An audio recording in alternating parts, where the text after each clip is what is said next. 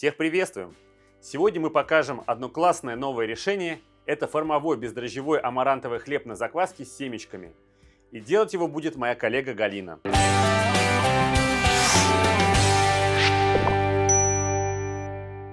Здравствуйте! Хочу добавить, что это будет формовой хлеб в немецком стиле. Это абсолютно безглютеновый, настоящий амарантовый хлеб, без добавления каких-либо крахмалов или других видов муки. Работать будем на муке Amaranth Fit. Хочу заметить, только на ней возможен настоящий амарантовый хлеб. На других видах муки из амаранта хлеб невозможен. Amaranth Fit – это специализированный продукт для стопроцентного натурального амарантового хлеба. Именно на основе Amaranth Fit сделана закваска и тесто.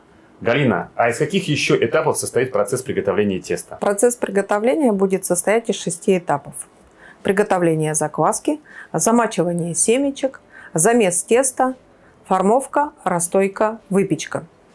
Для хлеба понадобится мука Amaranth Fit, микс из семян подсолнечника, льна, тыквы, сода, семена горчицы, заменитель сахара Sweetmaster, его также можно заменить и на фруктозу, меланж, закваска, яблочный уксус, его можно заменить на простой 6% столовый, масло горчицы.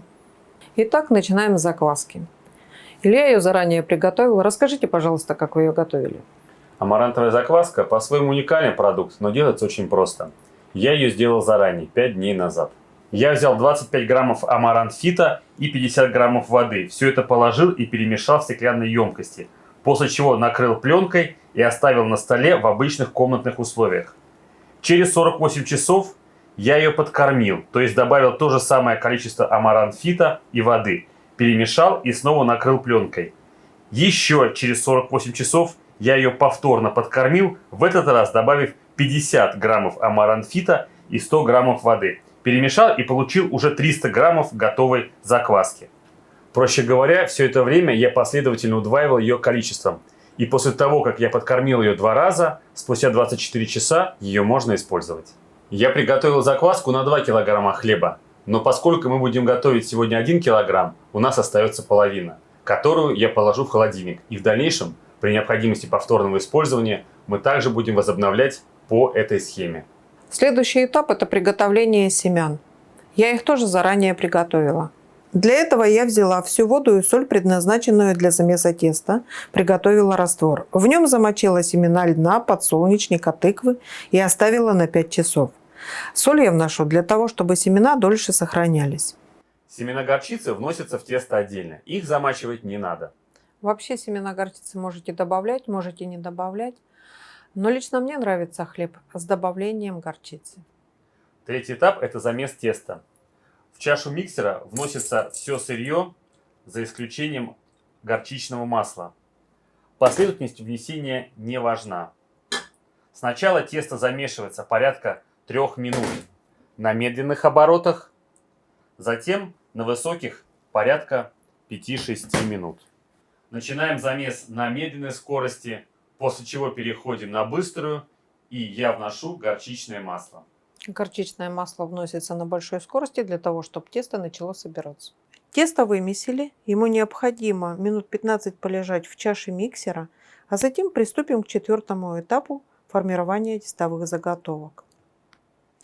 Мы планировали испечь хлеб в немецком стиле, но использовать для выпечки будем вот такие небольшие формы, и у нас получатся небольшие буханочки на русский манер. Я достаю тесто из чаши миксера, взвешиваю его и делю на 3 равных куска массой примерно 350 граммов.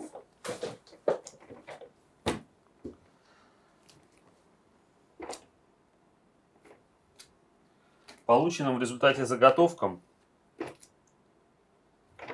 я придаю цилиндрическую форму.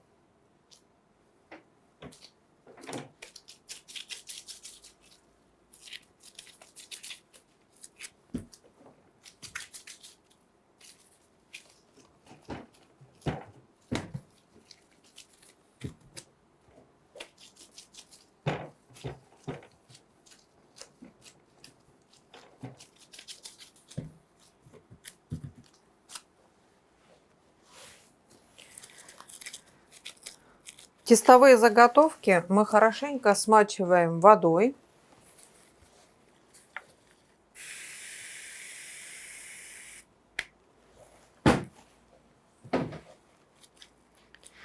И обваливаем в миксе из семян.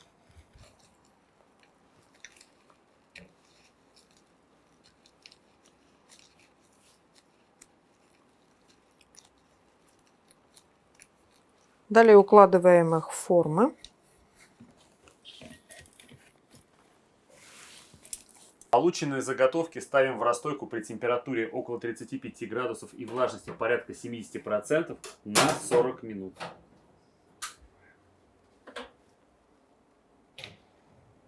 Расстойка завершена.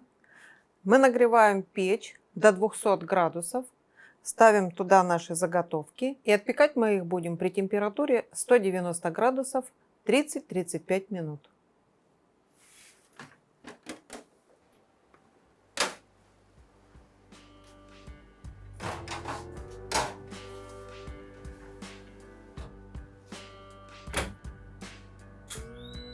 Хлеб готов. Мы можем его доставать из печи.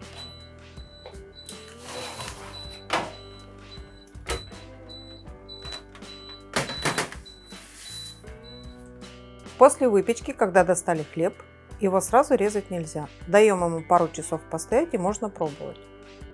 Ну что, хлеб остыл, попробуем. Конечно, мы сейчас его порежем и сами все увидим.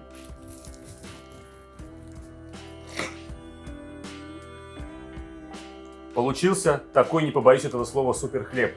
Амарантовый, безглютеновый, с низким гликемическим индексом, богатый волокнами, с большим количеством вкуснейших семечек. Классно. Я думаю, что с сыром будет восхитительно и с ветчиной зайдет. Я скажу, что его можно есть просто так, без ничего, и организм получит весь набор незаменимых аминокислот, который он обычно получает из мяса или молочных продуктов.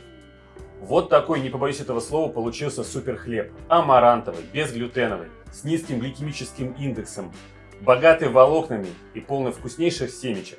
Очень вкусный, необычный хлеб. Настоящий, полноценный, бездрожжевой амарантовый хлеб с семечками и на закваске. Понятно, что соотношение семечек вы можете менять на свое усмотрение. Например, вы можете добавить семена кориандра. Вы можете использовать также любые специи и создавать свои новые уникальные вкусы. Пробуйте, комментируйте, делитесь с нами, подписывайтесь на наш канал, а мы с вами поделимся новыми уникальными разработками.